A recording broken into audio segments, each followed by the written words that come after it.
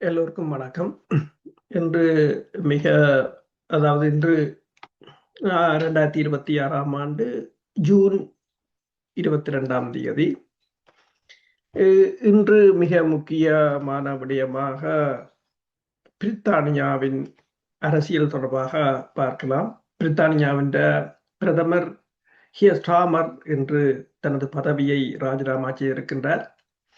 நேற்று அமெரிக்க அதிபர் Donald Trump கூறியிருந்தார், நாளை திங்கட்கிழமை பிரித்தானியாவின் பிரதமர் பதவி விலகுவார் என்று.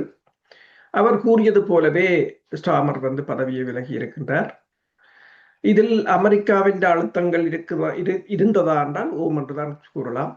என்றால் அண்மையில் இடம்பெற்ற போராட்டங்கள், ஊர்வலங்களில் இலோன் மஸ்க் பேசியது, ஏடி வான்ஸுக்கும் அதாவது அமெரிக்காவின் துணை அதிபருக்கும் ஸ்டார்மருக்கும் இடையிலான கருத்து மோதல்கள் என்று பல இருக்கின்றன.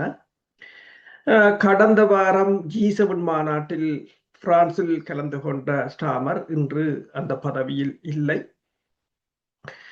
பிரித்தானியாவை பொறுத்தவரையில் கிட்டத்தட்ட 10 வருடங்களுக்குள் 6 பிரதமர்களை கண்டிருக்கின்றது. அதில் 5க்கு மேற்பட்டவர்கள் ராஜினாமா செய்திருக்கிறார்கள். ஸ்டார்மரை பொறுத்தவரையில் 2024ஆம் ஆண்டு மிகப்பெரிய ஒரு வெற்றியை பெற்று வந்தவர். 2 வருடங்கள் கூட, அதாவது 2024ஆம் ஆண்டு ஜூலை மாதம் பதவியேற்றவர். 2026ஆம் ஆண்டு ஜூலை மாதத்துக்கு முதல் அவற்றை ஆட்சி காலம் முடிந்துவிட்டது. இதனை சில பேர் இந்தியாவுடன் ஒப்பிடுகிறார்கள். இந்தியாவில் 2014ஆம் ஆண்டு மோடி பிரதமராக வந்தவர், இன்றும் அவர் பிரதமராக இருக்கின்றார். ஆனால் பிரித்தானியா 6 பிரதமர்கள் சென்று விட்டார்கள் என்று கூறுகிறார்கள். பிரித்தானிய பிரதமர் ஸ்டார்மரை பொறுத்தவரையில் கடந்த பல தசாப்தங்களில் பிரிட்டன் கண்டிராத அளவிற்கு மிகப்பெரிய ஒரு செல்வாக்கற்ற ஒரு அரசியல்வாதியாகத்தான் இப்போது பதவியில் இருந்து விலகுகிறார். யூத எதிர்ப்பை வளர்ப்பதாக காரணம் கூறி அவர் ஜெரமி கோவைனிடமிருந்துதான் இந்த பதவியை கைப்பற்றியிருந்தார். அதாவது அவரே இன்னொருவரை தள்ளி விழுத்தித்தான் இந்த பதவிக்கு வந்திருந்தார். 2024ஆம் ஆண்டு அந்த கட்சி ஒரு மாபெரும் வெற்றியை பெறுவதற்கு அவர் அந்த கட்சியை வழி நடத்தியிருந்தார். அதன் பிறகு அவரது அப்ரூவல் விகிதம், ஏற்பு விகிதம் கடுமையாக சரிந்திருந்தது. மேலும் அவர் ஒன்றன் பின் ஒன்றாக தோல்வியை சந்தித்துக் கொண்டு வந்திருந்தார். இதன் உச்சக்கட்டமாக பிரித்தானியாவின் உள்ளூராட்சி சபை தேர்தலில், அதாவது இந்த வருடம் இடம்பெற்ற தேர்தலில் கிட்டத்தட்ட 1400 இடங்களை அவர் தோல்வி இழந்திருந்தார். அதில் கூடுதலாக நீங்க பார்க்கலாம், ரிஃபார்ம் கட்சி தான் அதிக அளவு இடங்களை பெற்றிருந்தது. ஆனால் ஸ்டார்மரின் அரசாங்கத்தை இவ்வளவு தனித்துவமான செல்வாக்கற்றவராக மாற்றியது என்ன என்ற கேள்வி இருக்கின்றது. 2024 பொது தேர்தலில் தொழிற்கட்சியின் வெற்றி கடந்த 20 ஆண்டுகளுக்கு மேலாக அக்கட்சி பெற்ற சிறந்த வெற்றியாகும் என்று கருதப்படுகின்றது.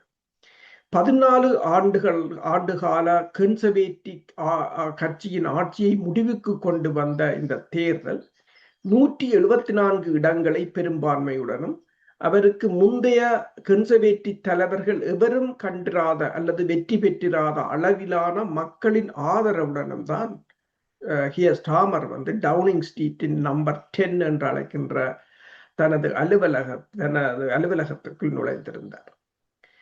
ஸ்டார்மர் எந்த அளவிற்கு செல்வாக்கற்றவராக இருந்தார் என்றது இப்போது கேள்வி.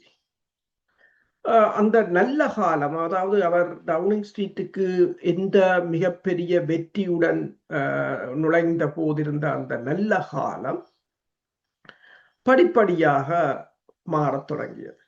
எனக்கு இப்போது ஞாபகம் இருக்கின்றது, அவர் கிங் சார்ல்ஸை போய் சந்தித்த போது சார்ல்ஸ் கூறியிருந்தார், ஸ்டார்மரின் வெற்றியை பார்த்துவிட்டு அவர் கூறியது, நீங்கள் ஓய்வெடுக்க வேண்டும், அவ்வளவுத்துக்கு உழைத்திருக்கிறீர்கள் என்று உங்கள் கண்களை பார்க்க தெரிகிறது என்று சார்ல்ஸ் கூறியதை இப்போதும் எனக்கு ஞாபகம் இருக்கின்றது. 2 வருடங்கள் தானே, அதை என்னென்று மறப்பது.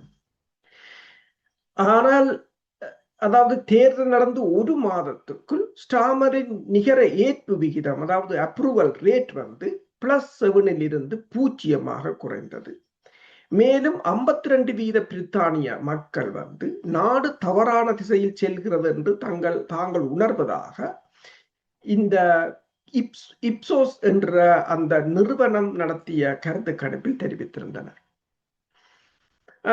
அதற்கு பிறகு அவர்கள் அதே போல இந்த ஜூகோஃப் என்ற நிறுவனத்தின் கருத்து கணிப்பின்படி இந்த அளவுகோலின் சதவிகிதம் அல்லது நிகர ஏற்பு விகிதம் -48க்கு 40, அதாவது -48க்கு ஆக குறைந்திருந்தது.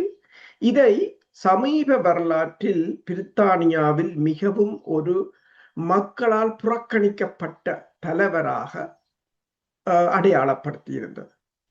கடந்த ஆண்டு இங்கிலாந்தில் 187 உள்ளூராட்சி மன்ற இடங்களை இழந்த லேபர் கட்சி ரிஃபார்ம் கட்சியின் நைஜல் ஃபெராஜின் ரிஃபார்ம் கட்சி, அதாவது ரிஃபார்ம் UK கட்சி வியத்தகு முறையில் எழுச்சி பெற்றிருந்த சூழலில் இந்த வருடத்தின் மே 2026ஆம் ஆண்டு தேர்தலில் 1400க்கும் மேற்பட்ட இடங்களை இழந்தது. இப்ப ஸ்டாமர் ஏன் பதவி விலக முடிவு செய்தார் என்ற கேள்வி இருக்கின்றது. ஸ்டாமரின் ராஜினாமாவுக்கான கோரிக்கைகள் வெற்றி பெற்ற நைஜல் ஃபராஜின் ரிஃபார்ம் UK உட்பட எதிர்கட்சிகளிடமிருந்து மட்டுமல்லாது முக்கியமாக அவரது சொந்த கட்சிகளுக்கும் இருந்தே அவருக்கு எதிர்ப்பு கிளம்பியிருந்தது. அவரது சொந்த நாடாளுமன்ற கட்சியே அவருக்கு ஆதரவளிக்க போவதில்லை என்று அவரிடம் நேரடியாகவே கூறியது. த டைம்ஸ் பத்திரிகையின் கூறிய கருத்தின் அடிப்படையில் எரிசக்தித்துறை செயலாளர் எட் மில்லிபேண்ட் ஏப்ரல் மாதத்தில் ஸ்டாமரை தனது ராஜினாமாவை தயாரிக்க தொடங்குமாறு வலியுறுத்தி இருந்ததாக கூறியிருக்கின்றது. வார இறுதியில் பல மூத்த அமைச்சர்கள் ஸ்டாமருக்கு ஆதரவளிக்கப் போவதில்லை என்பதையும் உறுதிப்படுத்தியதாகவும் கூறியிருக்கின்றது. மேலும் அவர் திங்கட்கிழமை காலை டவுனிங் ஸ்ட்ரீட்டின் தெருவில் நடந்த பத்திரிகையாளர் சந்திப்பில் தனது பதவி விலகல் முடிவை அறிவித்திருந்தார். ஸ்டாமரின் வரி மற்றும் சிக்கன நடவடிக்கைகளின் தோல்வி என்றும் இதை கூறுகிறார்கள்.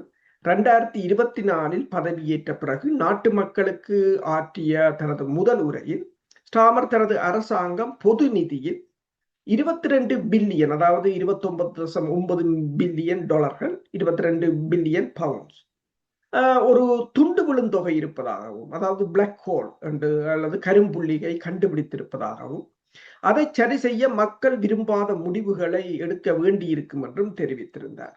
வரிகளை குறைப்பதாக உறுதியளித்த போதிலும் இது வளர்ந்த நாடுகளில் மிக வேகமாக உயரும் வரி விகிதங்களுக்கு வழிவகுத்தது என்று இந்த OECD என்ற அமைப்பு கூறுகின்றது. ஸ்டாமர் வருமான வரி மற்றும் ஈவுத்தொகை வரிகளை 2 வீதமாக உயர்த்தினார். முதலாளிகள் செலுத்தும் தேசிய காப்பீட்டு வரிகளையும் உயர்த்தினார் மற்றும் சொத்து வரிகளை உயர்த்தினார். வரி செலுத்துவோர் கூட்டமைப்பின் கருத்து தகவல்களின்படி ஜூலை 2024ஆம் ஆண்டிலிருந்து மற்றும் நவம்பர் 2025ஆம் ஆண்டுக்கு இடையில் ஸ்டாமரின் அரசாங்கம் ஒவ்வொரு 10 நாட்களுக்கும் ஒவ்வொரு புதிய வரியை விதித்தது அல்லது இருந்த வரிகளை அதிகரித்தது என்று அந்த நிறுவனம் தெரிவித்திருக்கின்றது. அதாவது கன்சர்வேட்டிவ் கட்சியின் முன்னர் இருந்த கன்சர்வேட்டிவ் கட்சிகள் பிரித்தானியாவின் வாழ்க்கை தரத்தில் ஒரு வரலாற்று வீழ்ச்சிக்கும் எரிசக்தி செலவுகள் மற்றும் பணவீக்கத்தில் ஒரு உயர்வுக்கும் வழிவகுத்து வைத்துவிட்டு அவர்கள் சென்று விட்டார்கள். 2022 அதற்குரிய காரணம் என்னன்னு சொன்னால் 2022 பிரிட்டன் வந்து இந்த ரஷ்யாவிலிருந்து பெறுகின்ற எரிபொருட்களை தடை செய்திருந்தது. ஏனென்று சொன்னால் உக்ரைன் போரில் அவர்கள் எடுத்த முடிவு.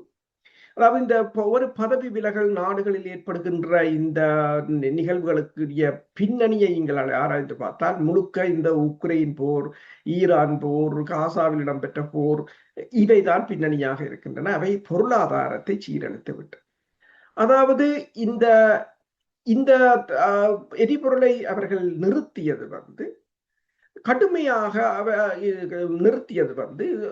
எரிபொருள் விலைகள் கடுமையாக உயர்ந்திருந்தன. இந்த சுமையை ஸ்டாமர் குறைப்பார் என்று எதிர்பார்த்த வாக்காளர்கள், அதாவது இந்த சுமையை அதிகரித்தது கன்சர்வேட்டிவ் கட்சி. அவர்கள் இருக்கும் போதுதான் ரஷ்யா போர் ஆரம்பமாகும். ஆனால் அதை ஸ்டாமர் குறைப்பார் என்று தான் வாக்களித்தார்கள் மக்கள். ஆனால் வாக்காளர்கள் ஏமாற்றம் அடைந்தார்கள். இப்ப இங்கு நீங்கள் எரிபொருள் விலைகளை பார்த்தீர்கள் என்று சொன்னால் எலக்ட்ரிசிட்டி பில் கொம்பனிகள், அதாவது எரிபொருள் கொம்பனிகள் லாபம் ஈட்டுகின்றன. மக்கள் வரிகளை செலுத்திக் கொண்டே இருக்கிறார்கள். இவ்வரும் எல்லா மக்களும் மிகப்பெரிய அளவிலான வரிகளை செலுத்திக் கொண்டிருக்கிறார்கள் இந்த போருக்கு. அதை குறைப்பதாக இல்லை. ஏனெனில் பிரதமர் கடந்த ஆண்டு பரந்த அளவிலான நலத்திட்ட குறைப்புகளையும் அறிவித்தார். அவர் அதை மட்டும் செய்யவில்லை, நலத்திட்ட குறைப்புகளை அறிவித்தார். பொதுமக்களின் கடும் எதிர்ப்பையும் சம்பாதித்திருந்தார். ஓய்வூதியக்காரர்களுக்கான குளிர்காலத்தில் வழங்கப்படும் அந்த எரிபொருள் மானியத்தையும் நிறுத்தியிருந்தார். மக்கள் மத்தியில் இது பெரும் அதிருப்தியை உருவாக்கி இருந்தது. மற்றதும் குறைப்புகள் உட்பட இந்த குறைப்புகளில் சிலவற்றை ஸ்டாமர் திரும்ப பெற வேண்டிய கட்டாயத்தையும் அப்போது ஏற்படுத்தியிருந்தது. 14 ஆண்டுகளாக கன்சர்வேட்டிவ் கட்சியின் சிக்கன நடவடிக்கைகளை நாங்கள் கண்டோம் என்றும் பசுமை கட்சியின் தலைவர் சாத் பொலன்ஸ்கி தெரிவித்திருக்கின்றார். மே மாதம் செய்தியாளர்களிடம் அவர் கூறியிருக்கும் போது ஹேர் ஸ்டாமர் மாற்றத்துக்கான வாக்குறுதியின் பேரில் தான் தேர்ந்தெடுக்கப்பட்டார். ஆனால் உண்மையில் நாங்கள் கண்டது மிக குறைவான மாற்றத்தையே. மேலும் பல வழிகளில் நிலைமை இன்னும் மோசமாக இருக்கிறது என்று அவர் கூறியிருக்கின்றார்.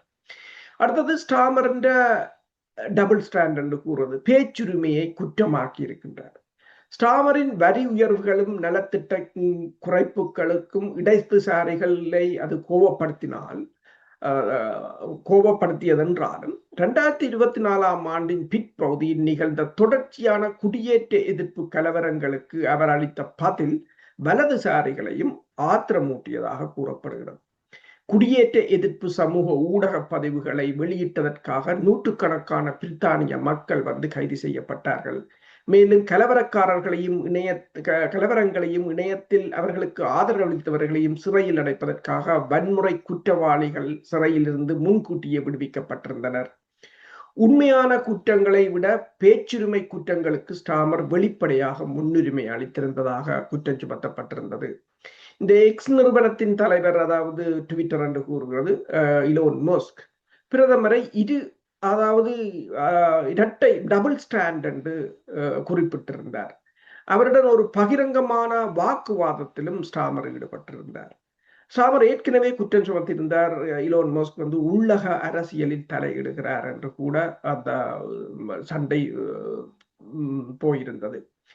பிரித்தானியாவில் பேச்சுரிமை மேலும் நசுக்கப்படுகிறது என்று விமர்சகர்கள் கூறும் இணைய பாதுகாப்பு மசோதாவை அவர் முன்னெடுத்திருந்தார்.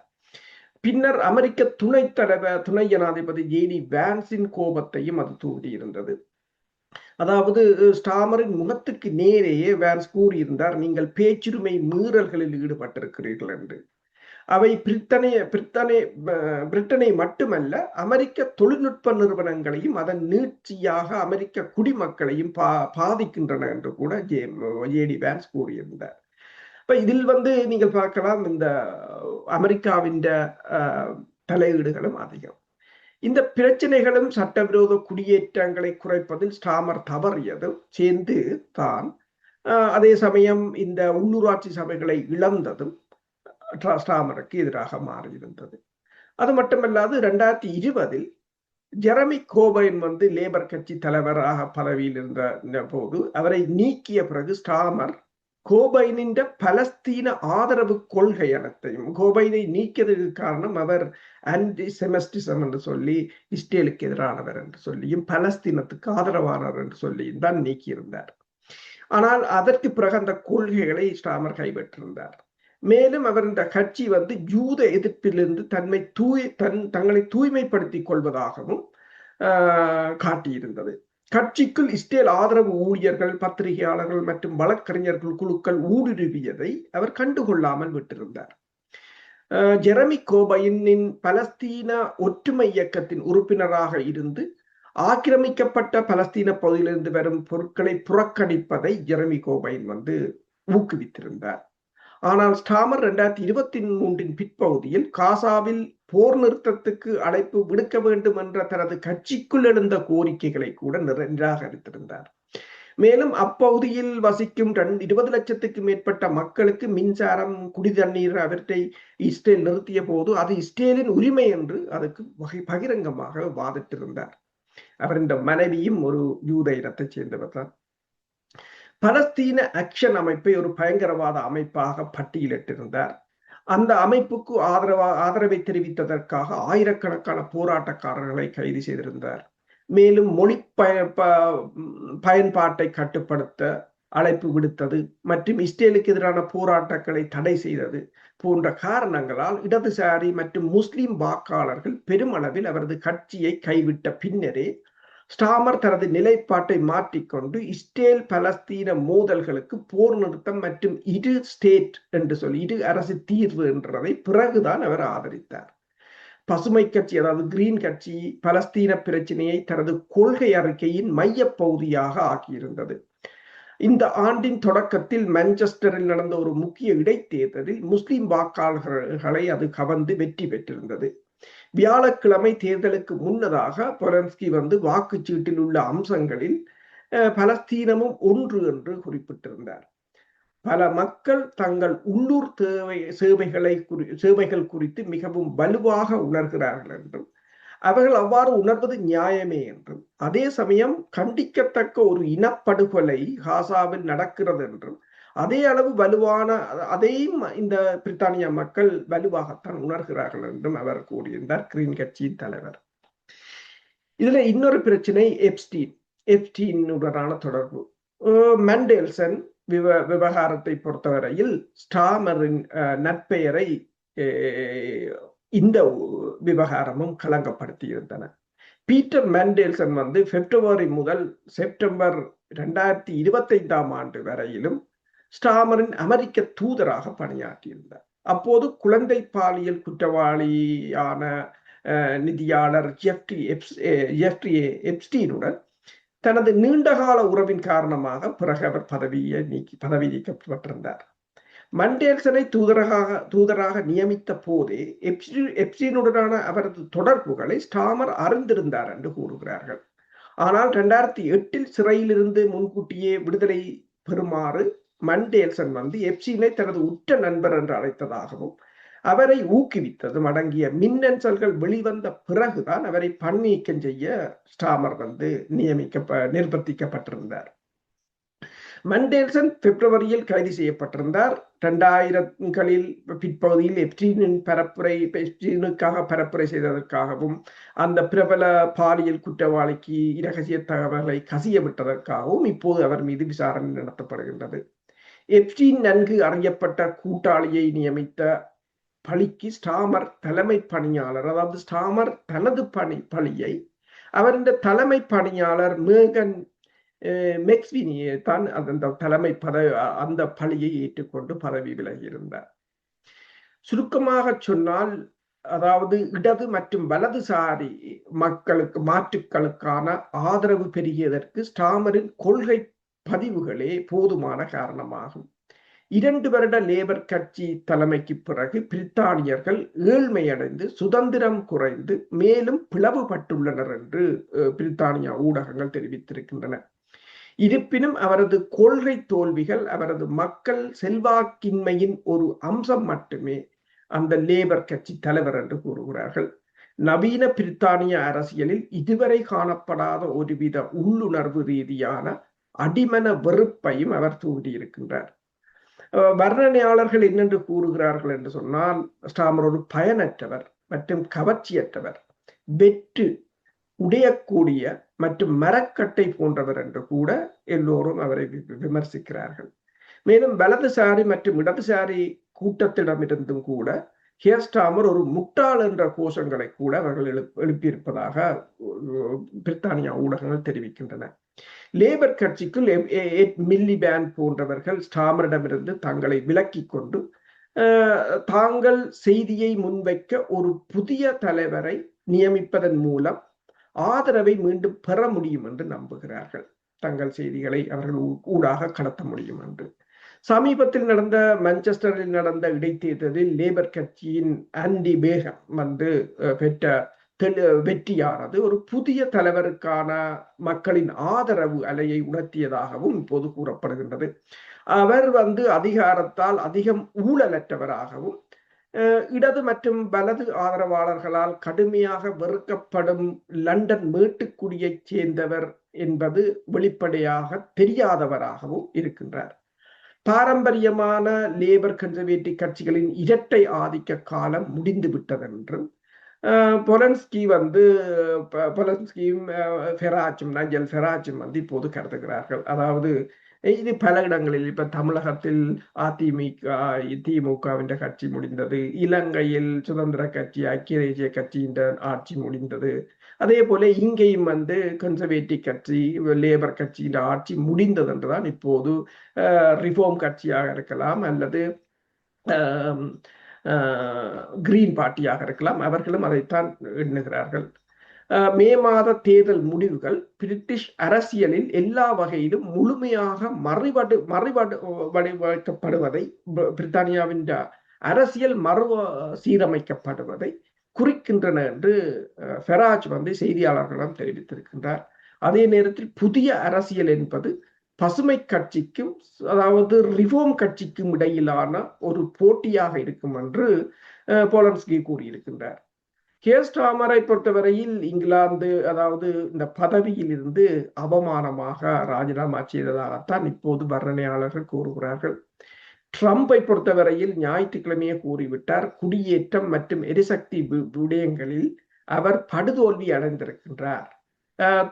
துரதிருஷ்டவசமாக கியர் ஸ்டார்மர் வின்சென்ட் சர்ச்சில் அல்ல என்று ட்ரம்ப் எழுதியிருந்தார் ஞாயிற்றுக்கிழமை தனது ட்ரூத் சோஷியலில். ஸ்டார்மரின் சாதனைகள் என்றால் திறந்த எல்லைகள், சாதனை அளவிலான சட்டவிரோத எல்லை கடப்புகள், பல தசாப்தமாக மூடி மறைக்கப்பட்ட பாலியல் வன்கொடுமை கும்பல்கள், குற்றவாளிகளை பாதுகாக்க அவரது அலுவலகம் வழக்கு கோப்புகளில் இருந்து பாகிஸ்தானியர்கள் என்ற வார்த்தைகளை அகற்றியது, பாலியல் வன்கொடுமை கும்பல் விசாரணையில் இருந்து தப்பியவர்கள் அவருக்கு கவலை இல்லை என்று கூறியது, அவரது குழுவிலிருந்து விலகியது, ஈரானுக்கு எதிரான மேற்கத்திய நாடுகளுடன் ஈரானுக்கு எதிரான போரில் கூட்டாளிகள் தேவைப்பட்ட போது பிரித்தானியா ஒதுங்கி நின்றது, பெரும் வெற்றி பெற்று 2 ஆண்டுகளுக்குள் அவரது சொந்த கட்சியை அவரை வெளியேற்றி இருக்கின்றது. கியர் ஸ்டார்மர் விட்டு செல்லும் மரபு பல பிரித்தானியர்களால் பல ஆண்டுகள் விவாதிக்கப்படும் என்று கூறப்படுகிறது. அவரது ஆதரவாளர்கள் அவரது நோக்கங்களை சுட்டிக்காட்டுவார்கள், அவரது விமர்சகர்கள் விளைவுகளை சுட்டிக்காட்டுவார்கள். பல வாக்காளர்களுக்கு எல்லை பாதுகாப்பு, பொது பாதுகாப்பு, வாழ்க்கை செலவு மற்றும் பேச்சுரிமை, இணையவழி கருத்து வெளிப்பாட்டின் மீதான அதிகரிப்பு, அது குறித்து வரும் கட்டுப்பாடுகள் குறித்த கவலைகளை புறக்கணிப்பது சாத்தியமற்றதாகிவிட்டது. அதாவது கொள்கைகளில் மக்கள் கருத்து வேறுபாடு கொள்ளலாம், ஆனால் ஒரு கொள்கை ஒருபோதும் சர்ச்சைக்குரியதாக இருக்கக்கூடாது. ஒரு அரசாங்கம் தனது குடிமக்களை சுதந்திரமாக பேசவும், அதிகாரத்தை கேள்வி கேட்கவும், கருத்துக்களை வெளிப்படையாக விவாதிக்கவும் அனுமதிக்கும் அளவுக்கு அவர்களை அந்த அரசு நம்ப வேண்டும். இறுதியில் ஒரு தலைவர் வெற்றி பெற்றாரா அல்லது தோல்வி அடைந்தாரா என்பதை வாக்காளர்கள் தான் தீர்மானிக்கிறார்கள். இன்று பல பிரித்தானியர்கள் தங்கள் உணர்வுகளை வெளிப்படுத்தி இருக்கிறார்கள், ஆனால் மீதியை வரலாறு தீர்மானிக்கும். நன்றி.